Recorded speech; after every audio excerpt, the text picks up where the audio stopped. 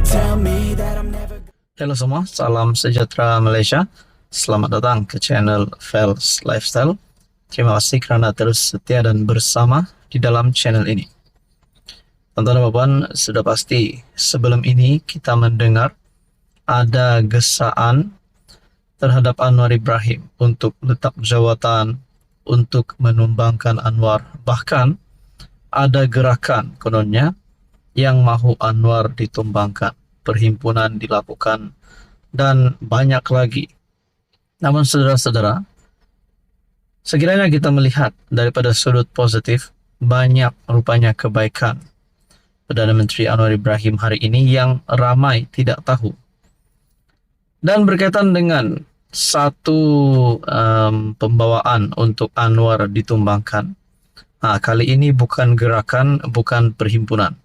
Namun ini ada satu kenyataan ataupun satu perkongsian daripada Malaysia kini yang menyebut Anwar mungkin boleh ditumbangkan. Anwar mungkin dihumban jika kerajaan terus guna akta zalim. Rakyat yang mengangkat PH dan BN ke tampuk kuasa tidak akan teragak-agak untuk menumbangkan kerajaan jika terdapat ancaman untuk menggunakan undang-undang zalim seperti Akta Hasutan 1948, kata penganalisis. Perdana Menteri Anwar Ibrahim dan partinya PKR harus peka terhadap perkara ini kerana janji-janji reformasi mereka sebelum ini, kata Profesor Ajung Universiti Malaysia Sarawak, Jayum Anak Jawan kepada Malaysia kini. Tuan-tuan dan puan, adakah ini berkaitan dengan pendakwaan terhadap Muhyiddin Yassin di bawah Akta Hasutan baru-baru ini? Persoalannya, kalau memang benar Anwar Ibrahim akan ditumbangkan, kerajaan PHBN akan dijatuhkan, persoalan yang paling utama, rasa-rasanya siapa yang layak untuk menggantikan Anwar Ibrahim sebagai Perdana Menteri? Siapa ataupun apa parti yang layak untuk menjadi kerajaan? Cuba komen di bawah. Adakah daripada Perikatan Nasional, di mana yang kini Hadi Awang sebagai timbalan Presiden PAS dan juga pengurus CPN Muhyiddin Yassin.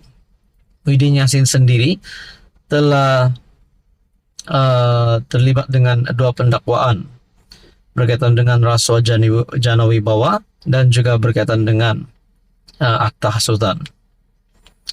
Pemimpin politik perlu peka dengan hal ini kerana dalam dekad yang lalu, rakyat tidak segan untuk menukar kerajaan dan pemimpin yang pada pandangan mereka tidak berkhidmat untuk kepentingan terbaik mereka.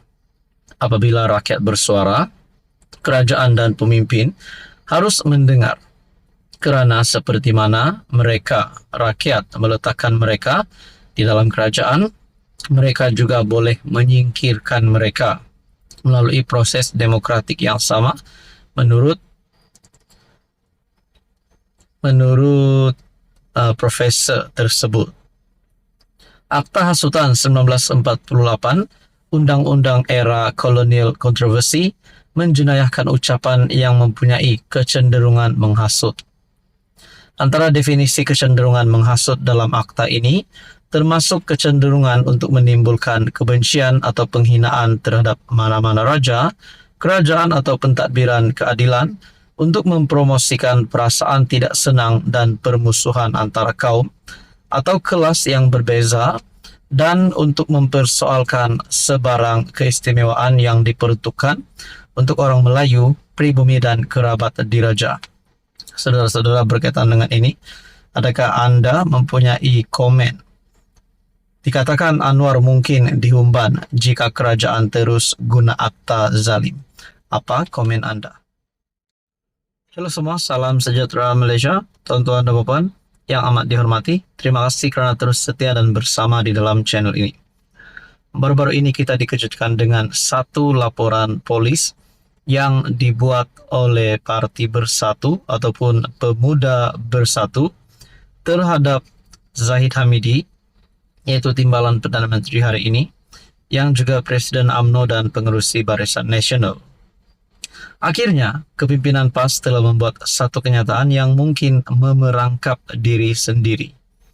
Mereka mahu Zahid Hamidi untuk diberikan cuti supaya siasatan polis dapat berjalan dengan lancar. Namun lain yang jadi. Bukankah terdapat beberapa kepimpinan PAS yang juga terlibat dengan siasatan?